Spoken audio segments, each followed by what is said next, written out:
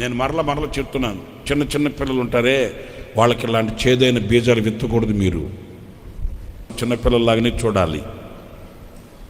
వాళ్ళకి మనం అనురాగాన్ని నేర్పాలి, మన ప్రేమను వాళ్ళకి బోధించాలి.